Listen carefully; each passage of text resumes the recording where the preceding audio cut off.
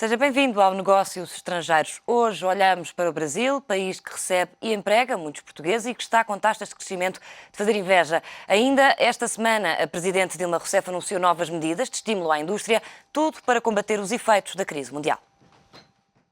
O Brasil cresce, mas não está imune à crise mundial. O governo brasileiro já reagiu. Esta terça-feira anunciou um pacote de medidas de incentivo à indústria para travar os impactos da crise económica global na produção nacional, que acumula uma contração de 2,6% nos últimos 12 meses. O plano Brasil Maior, apresentado no Palácio do Planalto, quer ainda combater o protecionismo de alguns países desenvolvidos, fortalecer a economia brasileira e garantir crescimento sustentado.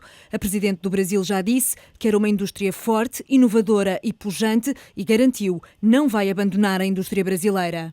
Nós não vamos hesitar, dentro dos limites da nossa legalidade, em fazer tudo o que tiver que ser feito para defender os nossos empregos, a nossa indústria e o nosso crescimento.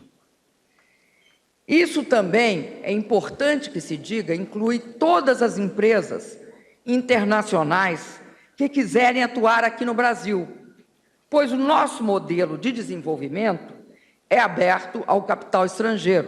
Entre as medidas anunciadas pelo Ministro das Finanças brasileiro estão mais crédito e mais barato, menos impostos e menos burocracias para as empresas. Mas apesar de Guido Mantega ter apontado o câmbio como a principal arma da competitividade entre os países, não anunciou medidas novas, quer para conter a valorização do real, quer para refriar aquilo que considera ser um tsunami cambial. Nós não estamos anunciando uma medida específica de câmbio, mas vamos continuar tomando as medidas necessárias para manter o nosso câmbio favorável e competitivo.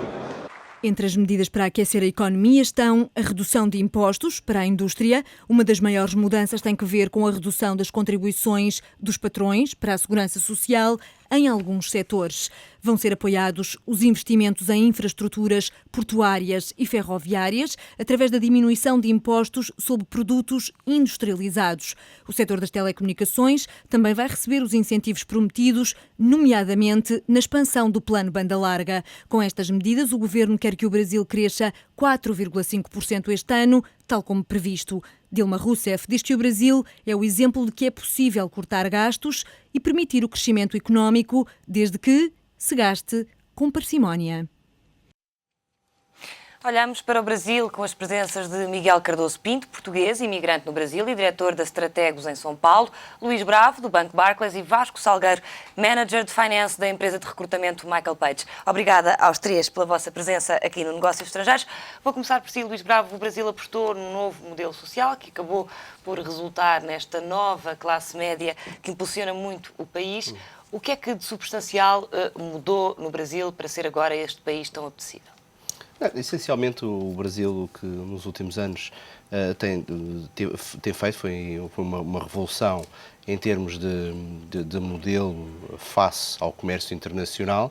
Portanto, apostou no desenvolvimento de indústria que conseguia colocar lá fora com preços mais competitivos no circuito de bens e matérias-primas internacionais. Nesta altura, e puxando um pouco o tema que estávamos a ver na peça, encontra-se numa encruzilhada, que é uma encruzilhada onde que tem a ver com um novo ímpeto, um surgimento mundial de protecionismo, e que é algo que eventualmente até a Europa vai acabar ou os Estados Unidos vão acabar por optar. Portanto, todas estas medidas que nós vimos agora anunciadas pelo governo brasileiro visam proteger de forma artificial um nível de crescimento que nós vamos ver nos indicadores de atividade e nos indicadores de vendas a retalho, e que mostra um crescimento acima da média dos próprios países emergentes. Não é? Mas também traz um surto inflacionista e traz a valorização cambial, que no caso de um tecido empresarial que não é, digamos, tecnologicamente, tem uma vantagem ultra competitiva face às principais economias mundiais, pode acabar por trazer alguma danificação por via dos outros próprios países emergentes, inclusivamente a própria Argentina, que no último ano cresceu a ritmos bastante acelerados. O que é que pode acontecer aqui?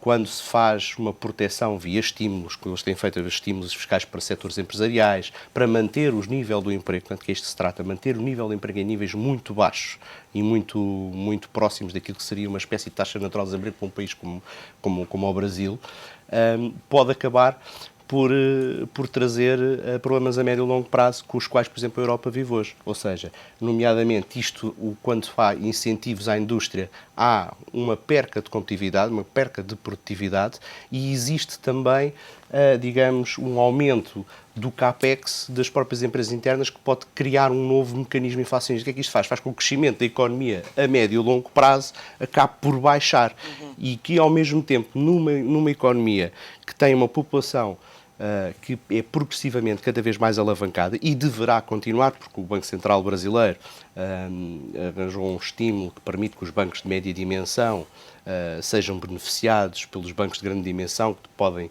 comprar em vez de serem remunerados. É uma coisa complicada, mas pronto. Há um incentivo para que os bancos grandes no Brasil cedam empréstimos, liquidez para empréstimos dos bancos de média dimensão. Isso faz com que exista uma dinâmica de dívida, endividamento das famílias brasileiras a um ritmo muito mais acelerado. Neste momento é muito baixo, estamos a falar também de coisas muito relativas, não é? O problema do Brasil mete-se, não é de hoje, os próximos 5 anos, eu penso que é um consenso que deverá continuar a crescer, devemos continuar a ver alguns benefícios naquilo que são as estatísticas normais para os grandes investidores internacionais e o mercado imobiliário funciona bem e deve continuar a crescer nos próximos 5 anos, há grandes obras de infraestruturas, mas é há 10 e 15 anos que existe o problema neste tipo de medidas. E isso pode originar, com o aumento do endividamento das famílias, o Brasil possa vir a ter um problema para além dos olímpicos ou para além dos Já lá próximas vamos décadas. aprofundar mais essa questão. Miguel, a sua empresa, porquê é que decidiu ir para o Brasil? E também quero aqui buscar um bocadinho da sua experiência pessoal e porquê é que foi para o Brasil? Muito bem, então em 2010 a Strategus tinha como ambição um crescimento exponencial. E nós verificamos que, olhando para o nosso negócio de criar estratégias de diferenciamento e diferenciação e crescimento, nós vimos que havia duas maneiras de fazer este crescimento que ambicionávamos. Um deles era internacionalizar a nossa operação através do Brasil e fazer uma nova proposta de valor para o mercado português, que se tem vindo a alterar as condições no mercado português e nós tínhamos que nos adaptar. Porquê? Porque trabalhamos essencialmente com grandes empresas, com grandes organizações, como a Portugal Telecom, a Galp e por aí fora. E vimos que havia duas oportunidades claras no Brasil. Uma, pelo próprio tamanho do mercado e as dimensões das empresas que aí operam. E dois, esta própria alteração que o mercado brasileiro está a sofrer. As próprias organizações vão ter a necessidade de se reinventar para fazer face a estas alterações que continuamente estão a apresentar novos clientes no mercado, que são mais exigentes, que têm outros objetivos e têm outro poder de compra. Por isso acreditamos que o Brasil seria uma porta para... Há quanto tempo é que estão no Brasil? Nós abrimos o escritório em 2011, começámos a construir uma operação em São Paulo. A partir daí começámos a construir uma equipa de consultores portugueses e brasileiros. Primeiro, inicialmente, que levámos consultores portugueses para montar essa operação, mas pelas expectativas de crescimento que ambicionamos, estamos agora a contratar e a recrutar talento no mercado brasileiro para dar suporte a esta operação. E o Miguel convidaram-no a ir para o Brasil, aceitou logo sem receios. Como é que foi esse processo? Em 2010, quando nos sentámos a definir o futuro da própria organização, a ambição e o objetivo era claro, era um crescimento exponencial. E nós verificámos que a única forma de o fazer era reinventando o nosso modelo de negócio em Portugal e indo para o Brasil. Eu não vejo isso vi isso como uma oportunidade única de criarmos a nossa própria história. A Strategus é uma empresa constituída por consultores muito séniores de diferentes indústrias e tem uma escala pequena. E o escritório de Lisboa tinha uma ambição grande. Numa altura em que se falava de crise, numa altura em que se falava de recessão, nós queremos crescer. Inclusivamente, hoje impressionamos criar do escritório da Strategas no Brasil, provavelmente o maior escritório da Strategas do mundo. E por aí eu via isso como um grande desafio e via isso como uma oportunidade única. E, portanto, obviamente tem as suas implicações pessoais e também profissionais que teremos que ser capazes de ultrapassar, mas ao final do dia é um desafio que eu acho que muita gente pode olhar para estes desafios como uma oportunidade, porque a globalização a globalização já está para ficar, portanto o mercado já não é local, o mercado quer de talentos, quer dos mercados onde as empresas atuam, já não é uma escala local. E por isso as próprias pessoas, empresas, deverão pensar de uma forma diferente quando desenham os seus objetivos pessoais e profissionais. Vasco, como o Miguel, há muitos outros portugueses que foram para o Brasil, que querem ir. Que mais-valia é que tem o português para as empresas brasileiras? Claramente a questão dos idiomas, onde os portugueses estão de facto muito bem avaliados em termos dos nossos clientes, a adaptabilidade fácil a outras culturas, que é próprio também de um pouco do historial português em termos de antecedentes históricos e claramente também a qualidade técnica dos nossos profissionais, que estão ao nível do que melhor se faz a nível da Europa, ao nível de outros países como os Estados Unidos, e aí claramente nós temos uma vantagem competitiva no que diz respeito aos idiomas, que são apontados por muitos dos nossos parceiros como o fator diferenciador no momento de contratar. E claramente a intenção também e a predisposição para estar aberto a projetos internacionais, claramente. Notou de alguma forma que efetivamente vão mais pessoas agora para o Brasil do que iam? Nota-se de facto, há uma grande diferença? Sim, existe agora, uma vez que não existem tantas oportunidades no mercado de trabalho português, ou aquilo que as empresas podem proporcionar em termos de carreira a muitos dos candidatos e a muitas das pessoas que estão com perspectivas de crescimento, é óbvio que o Brasil acaba neste momento por ser um destino natural para quem quer de alguma forma crescer e que nos próximos anos em Portugal, pelo menos a perspectiva que existe, é que não seja possível nas várias estruturas. Existem exceções, como é óbvio, mas claramente neste momento sente-se muito, até nas entrevistas que nós realizamos diariamente, a intenção de internacionalizar para obter outro tipo de competências. E qual é o mercado número 1? É o Brasil? Angola, claramente, a par do Brasil, e cada vez mais Moçambique também. Depois temos também os países do Médio Oriente, que acabam por também, ao nível da engenharia, ter aqui alguns projetos bastante interessantes, mas pela proximidade até cultural, pelo idioma, o Brasil acaba por ser um destino muito procurado, ou pelo menos apetecível para os candidatos portugueses, claramente. Há pouco falávamos da valorização do real e, no fundo, como esse também será um dos desafios para o Brasil. Acha que até agora tem havido avanços deste governo nesse sentido? Ainda há muito para fazer? Como é que isto se pode contornar? O Brasil é uma economia com uma riqueza intrínseca muito grande e tem conseguido, através de algum proteccionismo, que eu penso que isso tem sido também uma das chaves do sucesso, proteger alguns setores importantes e manter interesses, quer na questão das reservas energéticas, quer na parte mesmo tecnológica. E há uma coisa que eu por acaso gostava não é bem a minha área, mas eu julgo que há uma escola muito grande norte-americana na parte dos management no Brasil, o que faz com que algum setor empresarial tenha conseguido também ganhar algum avanço tecnológico e ter uma liderança em termos de ciclo. Agora, da parte da agenda do governo brasileiro, eu julgo que faz parte, como já faz algum tempo, estar mais ligado, ter medidas de proteção no sentido daquilo que é a guerra com o emprego. Portanto, há esse tipo de agenda por parte do governo e obviamente que quando nós falamos de uma economia que ainda é sensível às movimentações da moeda, basta vermos, por exemplo, que uma das grandes peças apontadas, por exemplo, à Ásia emergente, e estamos a falar essencialmente da China, é o facto de efetivamente conseguirem gerindo crescimentos enormes no que diz respeito a ganhos de competitividade no comércio internacional, porque é aí que efetivamente se faz as riquezas das nações, sem mexer a moeda. Portanto, digamos, um jogo viciado à partida.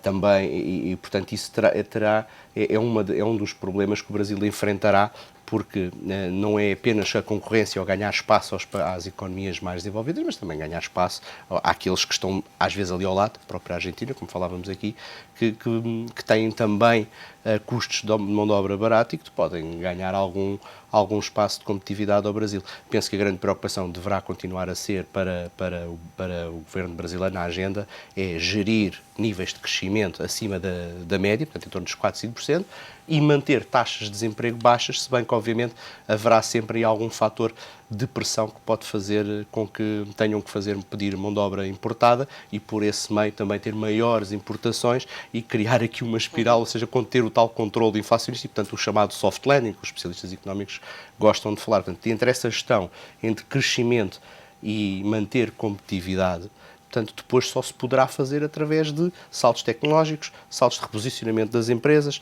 clusters, ou então, pronto, todos aqueles poços de petróleo na Bacia de Santos materializarem-se em 80% do que se pensa que lá está, não é? Isso é outra forma.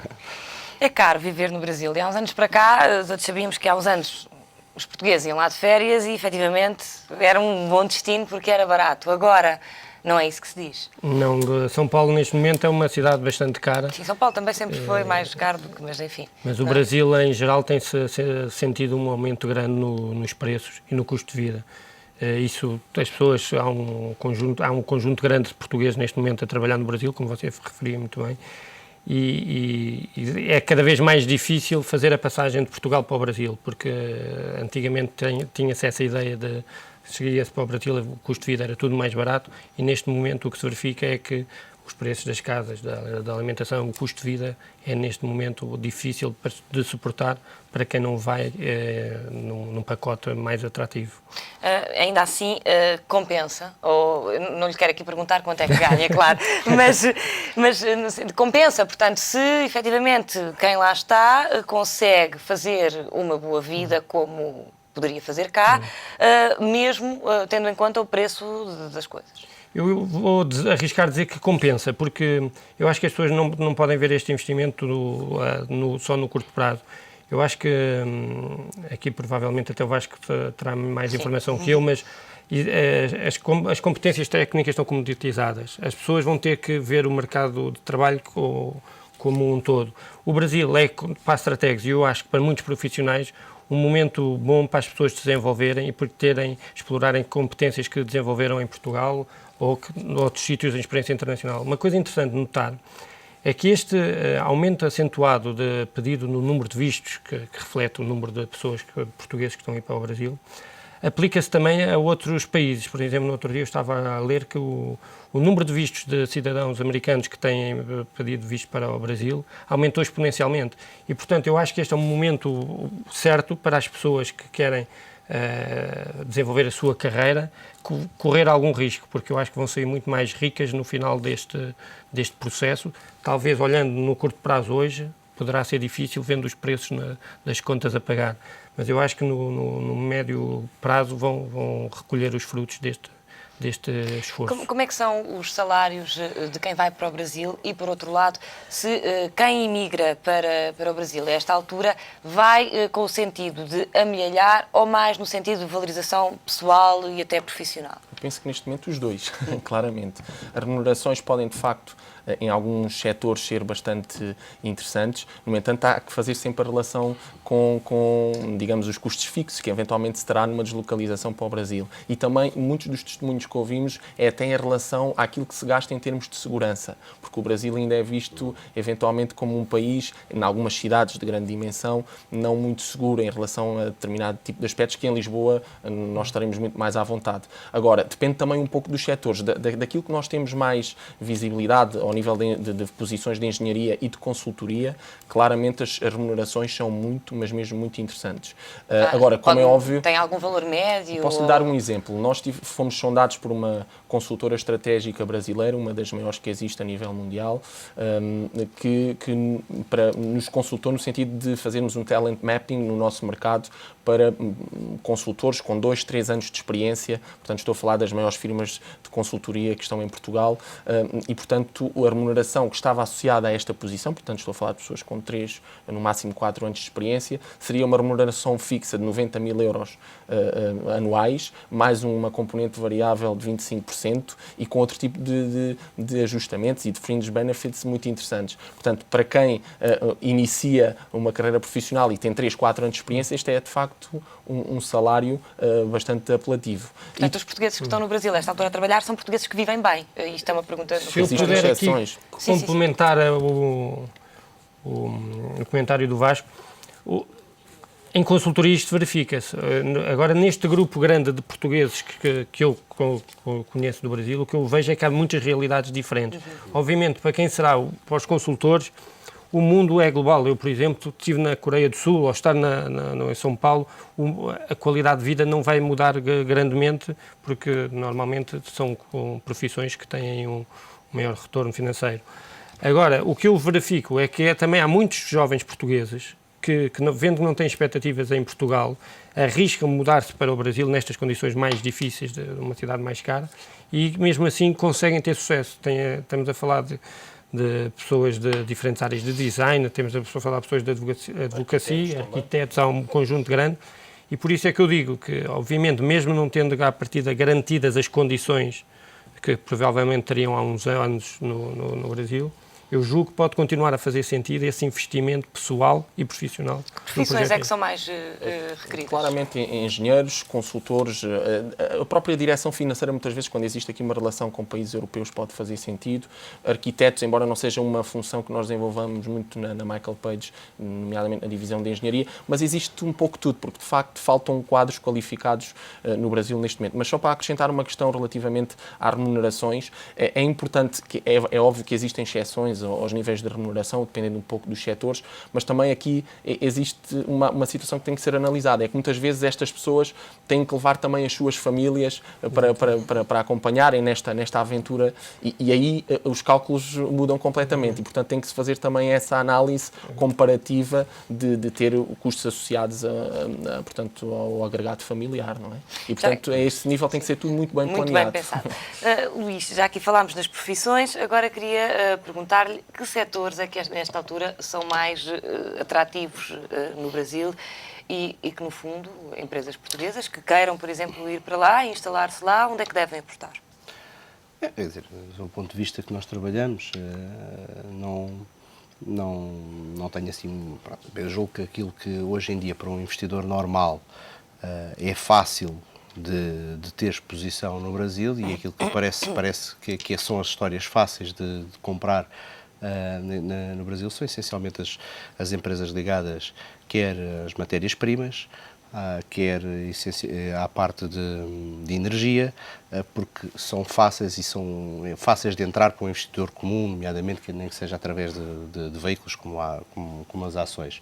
Para empresas portuguesas que queiram ganhar diretamente exposição ao Brasil, se calhar não sou a melhor pessoa aqui sentada na mesa para dar opinião sobre isso, mas claramente há várias, e aquilo que nós temos visto, histórias ligadas ao consumo não foram as que correram melhor em parcerias que foram realizadas no Brasil.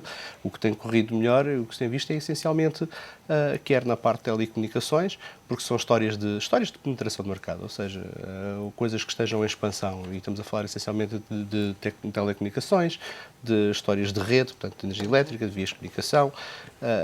Essas são aquelas que nós, dos exemplos que temos visto das empresas portuguesas, têm funcionado bem, não é? Mas claramente penso que também não sou a melhor pessoa para dar exemplo disso, se calhar terá a melhor opinião para dar. Vamos só fazer uma curta pausa neste Negócios Estrangeiros, voltamos já a seguir, até já.